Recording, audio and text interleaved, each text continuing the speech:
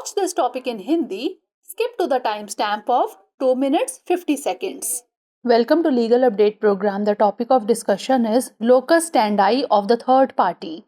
First of all, let's see why is it in the news. Recently, in the case of Primatel Fipcom Limited versus Indian Oil Corporation Limited and others, the Delhi High Court has held that a party which did not participate in a tender process lacks the standing to challenge the tender's award. Now moving on to background of the case, Primatel Fipcom Limited, an Indian OEM of SDH equipment, provided a quotation to Honeywell Automation India Limited for an IOCL tender involving an oil pipeline project.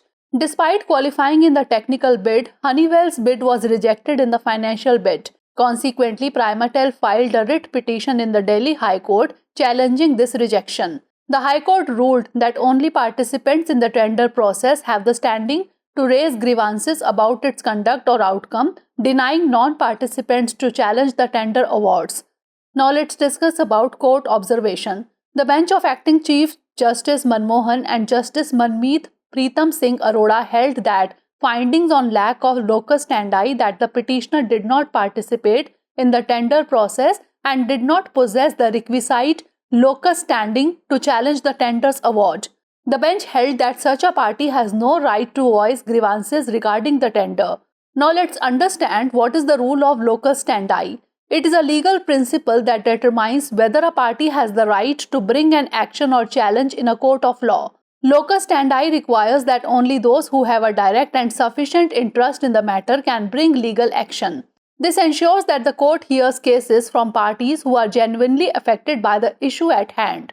Case law. S.P. Gupta and Union of India, 1981. The Supreme Court expanded the concept of locus standi, allowing public interest litigation, that is PIL.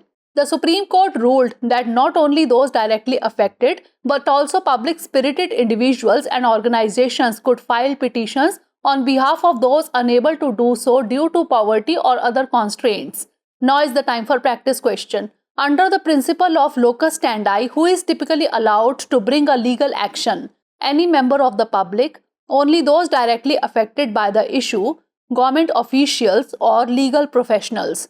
Send the answer of this question in the comment section. Stay tuned for more such updates.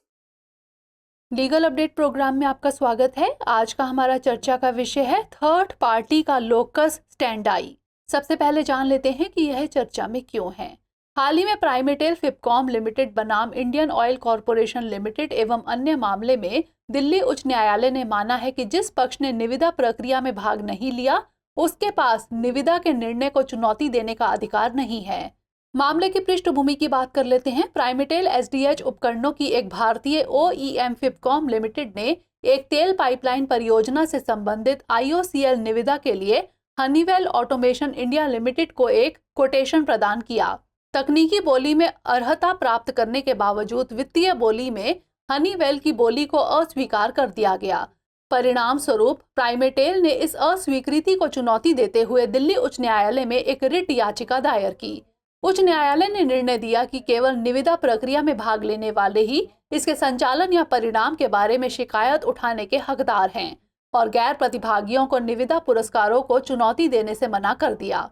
आइए बात कर लेते हैं न्यायालय के अवलोकन की। कार्यवाहक मुख्य न्यायाधीश मनमोहन और न्यायमूर्ति मनमीत प्रीतम सिंह अरोड़ा की पीठ ने कहा कि याचिकाकर्ता ने निविदा प्रक्रिया में भाग नहीं लिया था और उसके पास निविदा के फैसले को चुनौती देने के लिए अपेक्षित अधिकार नहीं था। पीठ ने कहा कि ऐसे पक्ष को निविदा के संबंध में शिकायत करने का कोई अधिकार नहीं है। अब जान लेते हैं लोकस स्टैंडाई का नियम क्या है। यह एक कानूनी सिद्धांत है जो यह निर्धारित करता है कि किसी पक्ष को अदालत में कोई कार्रवाई या चुनौती लाने का अधिकार है या नहीं। लोकस स्टैंडाई के अनुसार केवल वे ही लोग कानूनी कार्रवाई कर सकते हैं जिनका मामले में प्रत्यक्ष और पर्याप्त हित हो। इससे यह सुनिश्चित होता है कि न्यायालय उन पक्षों के मामलों की सुनवाई करे जो वास्तव में मुद्दे से प्रभावित हैं। निर्णय विधि। एसपी गुप्ता बनाम भारत संघ 1981। सुप्रीम कोर्ट ने लोकस स्टैंडाई की अवधारणा का विस्तार किया जिससे जनहित याचिका यानी पीआईएल को अनुमति मिली। सुप्रीम कोर्ट ने फैसला सुनाया कि न केवल सीधे प्रभावित लोग बल्कि जनहितैषी व्यक्ति और संगठन भी उन लोगों की ओर से याचिका दायर कर सकते हैं जो गरीबी या अन्य बाधाओं के कारण ऐसा करने में असमर्थ हैं। आइए नोट कर लेते हैं अभ्यास प्रश्न। लोकस स्टैंडाई के सिद्धांत के तहत सामान्यतः किसे कानूनी कार्रवाई करने की अनुमति है? जनसाधारण, केवल वे लोग जो सीधे तौर पर मुद्दे से प्रभावित हैं, सरकारी अधिकारी या फिर कानूनी पेशेवर? इसका उत्तर हमें कमेंट सेक्शन में जरूर भेजिएगा। मिलेंगे अगले एपिसोड में। धन्यवाद।